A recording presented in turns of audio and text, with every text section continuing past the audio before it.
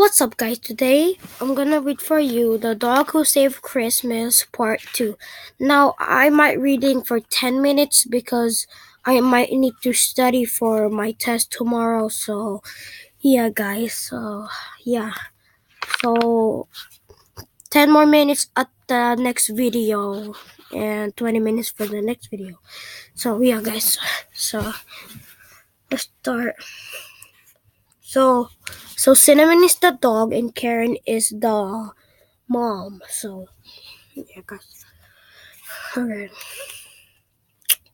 The reflection of the flames from the bonfires danced across the wide eyes of eight, 8 years old Theodore. Theo? Landry. Uncle Eddie, I never seen anything like this before, said in open-mouthed voice. Amazement. In this misty night of Christmas Eve in 1901, the horse-drawn wagon cloped on a road along the leave of the Mississippi River outside New Orleans, sitting next to his uncle who held the reins. Theo marveled at the dozens of teepee-shaped bonfires that blazed in glorious shades of orange, reds, and yellows. The fires lit the way for families in decorated carriages and well-dressed people heading toward holiday gatherings. It was the first time Eddie Landry had seen his nephew smile since the tragic accident 2 months earlier. Why are there so many bonfires, Uncle Eddie? For Papa Noel, of course. Who's Papa Noel? Theo's bold, roly-poly uncle scratched a bushy eyebrow and replied, "The Santa Claus of New Orleans, yes, sir. Yes, sirree. He don't own a sleigh, 'cause it sink in the bayou. Instead, he moves about in a perigue, pronounced perigue. A flat bottomed canoe that gets round in the deepest swamp, and he has no need for reindeer, no siree.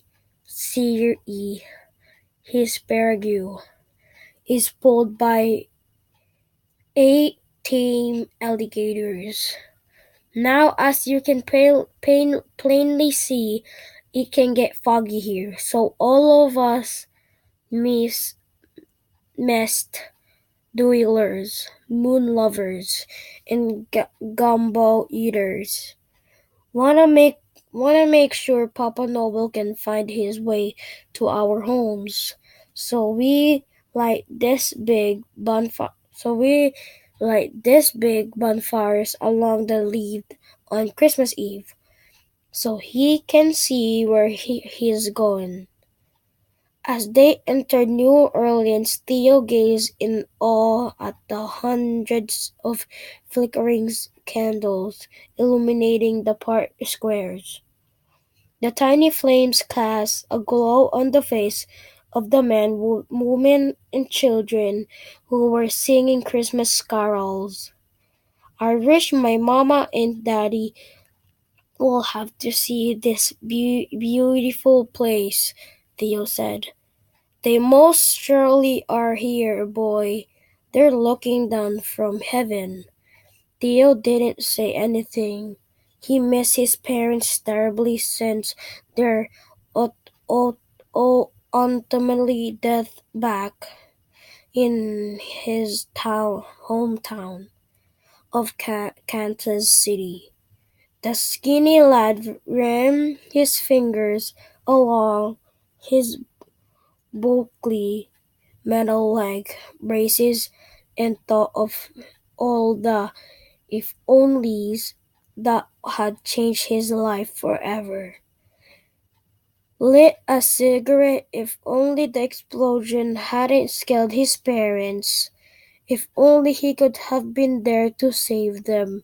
If he hadn't been in the hospital at the time for another surgery on his deformed legs.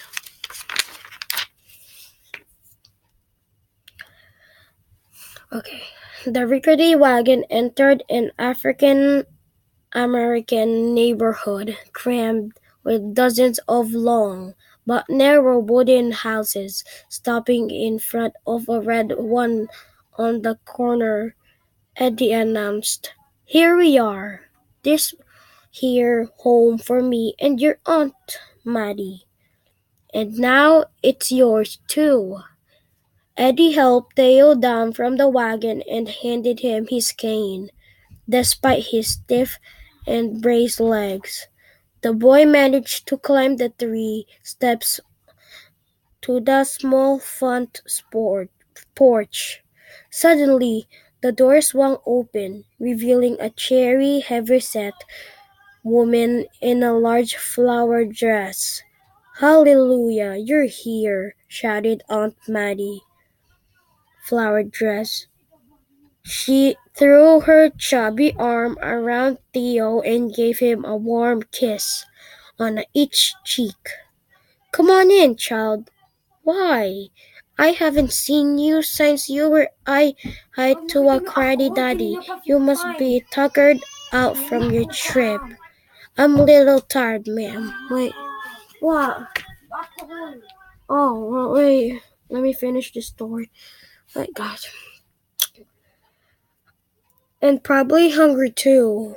"Well, you come to the right place, 'cause your Aunt Maddie is gonna fatten you up." Maddie was an acceptable baker, in great demand by the well-to-do of New Orleans, especially at this time of the year. For the holidays, she made pound cakes and jelly cakes, mince pies and apple pies, and desserts made with pralines and draggies, sugar-coated almonds. Her specialty, melt in your mouth petit fours, layers of sponge cake and buttercream topped with icing.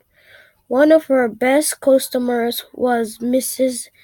Simon Sutter, a high society patron of the arts, who had a heart of gold and loved to donate money to worthy causes. She and her wealthy husband, Jack, lived on a ritzy esplanade already in a gorgeous mansion, cared for a dozen servants and several handymen, one of whom was Eddie. Many in Eddie's house consisted of 4 rooms all in row. A living room, 2 bedrooms and kitchen in the back, and no hallway. "Pretty nice, huh?" Eddie said to Theo. "We even have a bathroom of the chicken." "I never seen a house like this," said Theo. "If you open up all the doors, you can find a fire-shaded shotgun clear through from the front and out of the back door within a hidden thing," Eddie said. "That's why they call this kind of place a shotgun house." It took a while before Theo settled into a new life with his loving aunt and uncle who had no children of their own. Despite their lack of parenting experience, Eddie and Maddie gave him comfort, encouragement, and sometimes a gentle kick in the rear whenever he needed it most. Theo's biggest problem was school. He hated it. Actually, he loved learning. It was the bullying he couldn't stand. Many of the kids made fun of his legs braces and his Midwest accent. They called him Creep, short for cripple or lead legs. One bully, Marquez Jackson, who was looked and acted older, like to kick the cane from under Theo's, and then counted how many seconds it took the boy to get up. It's not that Theo didn't have any friends. He had a few, but they were too afraid to stand up for him. So they said nothing whenever Theo was tormented, and so Theo counted to a suffer at school. Don't pay them no mind, Aunt Maddie or him. Thank you guys for listening again here. And we're gonna read 10 more minutes at the next video. And yeah, guys, see you at the next video. And peace out, guys. See ya.